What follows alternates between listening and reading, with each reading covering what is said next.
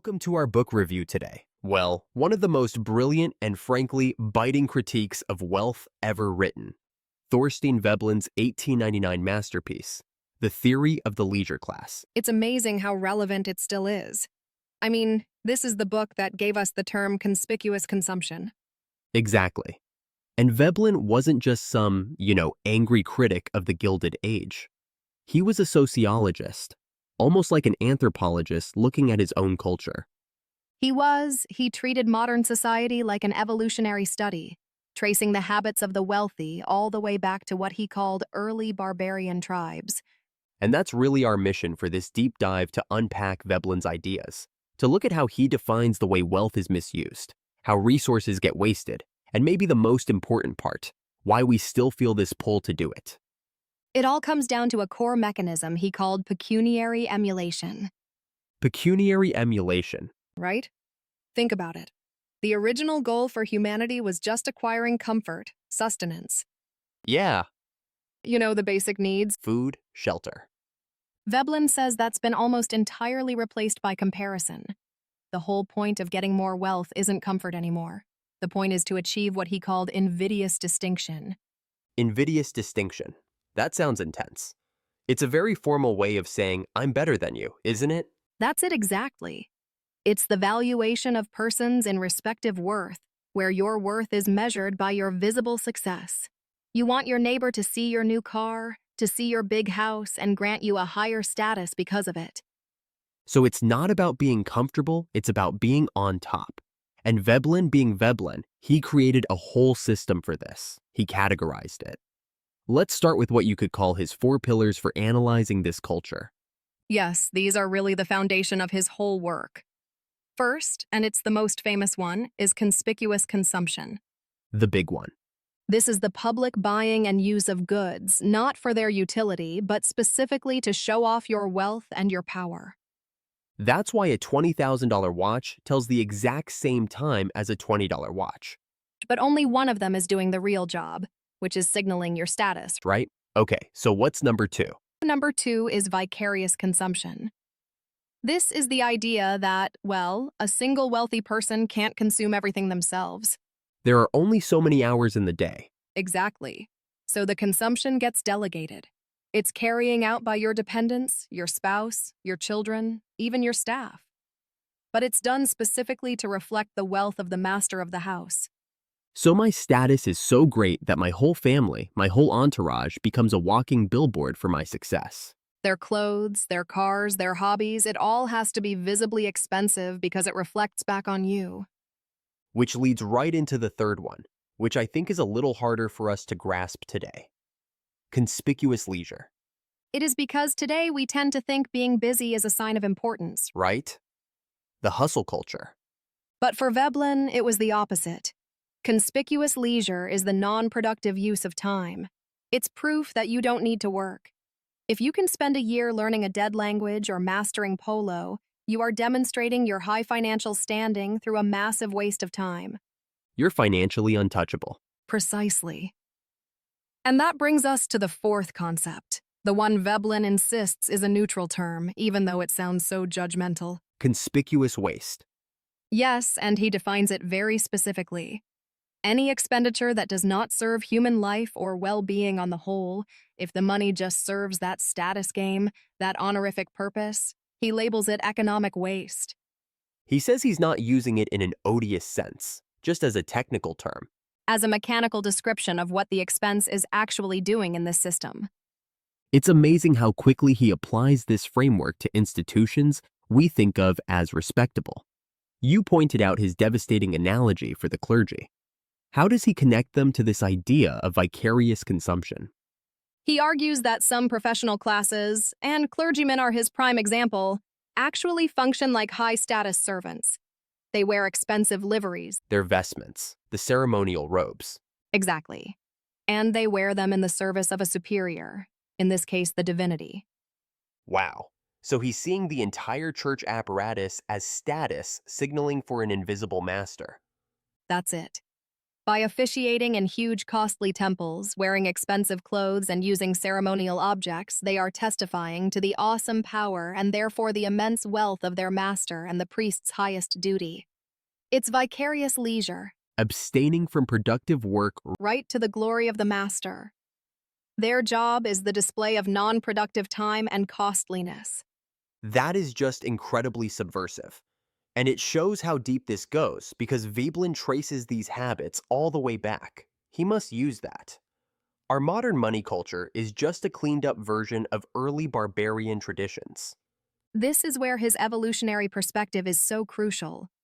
He looks at these old predatory cultures like the ones in the Norse sagas, and he finds this fundamental class distinction. It's the distinction between exploit and drudgery. Okay, let's nail those down because they explain so much about why we look down on labor. What was exploit? Exploit or prowess was for the superior class, the able-bodied warriors. It involved force, fraud, aggression, warfare, fair hunting. So taking things. Essentially, yes, converting already directed energy to your own ends, that was seen as worthy, noble, honorable. And the actual work of, keeping society running, The farming, the bolding. that was drudgery or industry, creating something new from raw materials. And that was for the inferior class, women, slaves, dependents. It was considered degrading, which is why Veblen says labor itself becomes irksome, not because it's hard, but because it's dishonorable. So the prestige of the warrior class creates a taboo on actual productive work. And this then translates into how we see property. Absolutely. At first, property was literally trophies, booty from a raid.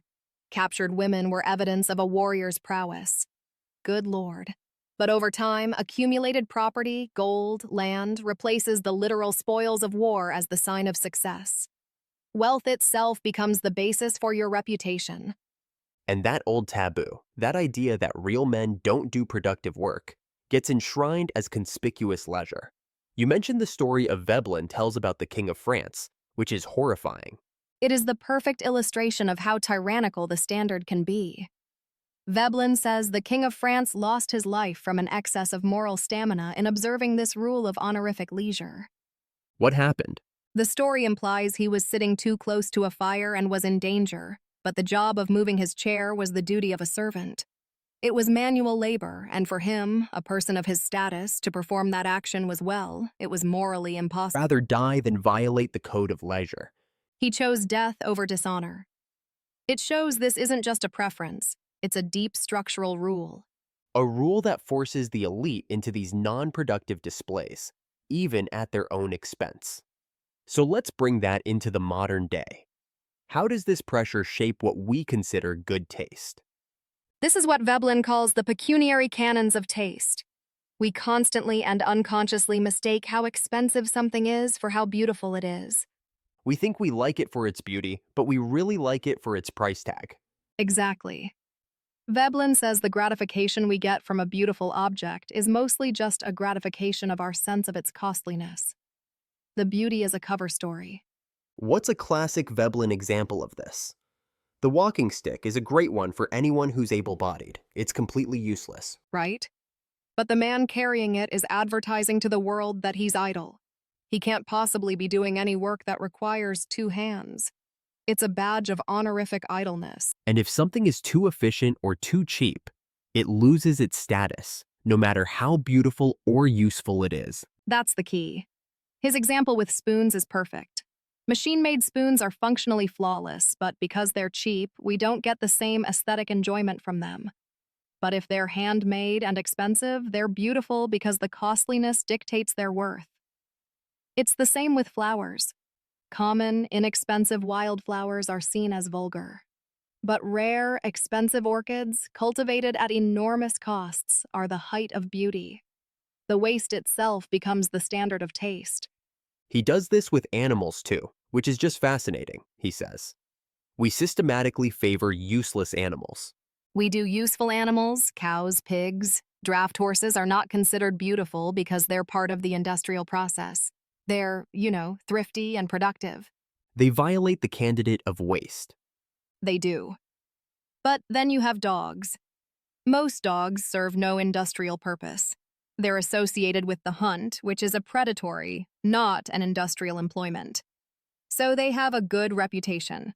And Veblen says the most prized pets are often canine monstrosities. The strange-looking purebreds. Exactly because their value comes entirely from their high cost of breeding and upkeep, and their complete and utter uselessness. For anything productive, they are pure conspicuous consumption. The more useless, the higher the status. This even extends to architectures, to public buildings that are supposed to serve people. Veblen points out that when a wealthy person donates a library or a school, they often spend a fortune on aesthetically questionable but very expensive features. They'll insist on stone instead of brick, and they build turrets and battlements. They make a library look like a medieval fortress. A fortress of domination. It's honorific waste disguised as durability. And they'll sacrifice the actual convenience of the people inside. Putting in smaller windows, creating awkward layouts, all to stick to this pecuniary canon of taste that says, expensive must look ancient and imposing. So it really sounds like the leisure class is acting as a kind of cultural break, holding society back by preserving these wasteful ancient habits. That's his argument. He says they're inherently conservative because they're shielded from economic reality. If you don't have to worry about efficiency to survive, you have no incentive to change your way of thinking. So for Veblen, modern society is based a conflict between two opposing mindsets. A conflict between the old predatory instincts and the new industrial logic. On one side, you have the pecuniary or predatory traits, emulation, domination, conservatism. That's the world of leisure class. On the other, you have the industrial or peaceable traits, what he calls the instinct of workmanship. The simple desire to make useful things. Well, Yes, and a matter of fact, cause and effect way of thinking. That's the mindset forced upon workers by the logic of the machine. and he sees the predatory spirit surviving today in places like, but he was particularly brutal about sports. Veblen saw sports, which he compared to bullfighting, as a direct expression of those archaic predatory instincts. They're about aggression, dominance, and what he calls aimless emulation. He says the fighting temperament they celebrate is a sign of arrested spiritual development, A childish spiritual makeup. a pure old destructive impulse that we've repackaged as an honorable pastime. The modern warrior class, but playing games. And this connects back to what you were saying earlier about religion. It does. Through that same idea of dominance and status, he argues that anthropomorphic cults, religions where the god acts like a powerful, overbearing chieftain, are very congenial to the predatory mindset. If you see the world as a status competition, you want a god who is also concerned with status and power. And he actually noticed a social link there, didn't he? He did. He claims that college athletes and sporting men's often predominantly religious, and they tend to favor these more anthropomorphic, powerful gods. It fits the same worldview. Both aggressive sports and a domineering divinity exercise that same emulative, animistic sense. It's all one big system of dominance. Which brings us back again to the church as a site of vicarious leisure. The cathedrals, the rituals, the vestments.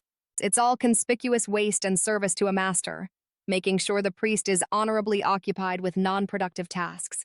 So if you pull all of this together, Veblen's final conclusion is incredibly radical. He's saying that our entire business culture, which is driven by these financial pecuniary goals, is an anti-evolutionary barrier. It's actively blocking the heat, the human instinct of workmanship. That's the core of it. For Veblen, the real division in society isn't a Marxist one between owners and workers. It's a division in habits of thought.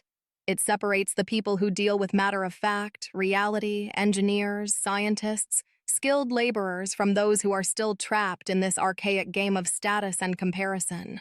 The financiers, the lawyers, the clergy, the sportsmen. What's truly chilling is how the system feeds itself. Veblen shows that when technology makes us more efficient, when we can produce more with less effort, we don't use that extra capacity to relax. No, we don't slacken the pace. That increased efficiency is immediately channeled into achieving a higher result and conspicuous expenditure. The goalposts just move further away. The competition for status sets the bar so high that there's no room left for the simple ends of life. Which leaves you with the final question to chew on. Villain forces you to look in the mirror and ask how much of our own economic behavior for the brands we want to. The pictures we post online is still driven by that ancient, inherited need for invidious comparison for status, rather than the simple, peaceable pursuit of what's genuinely useful. That's the treadmill available and saw, and it might be spinning faster today than ever before.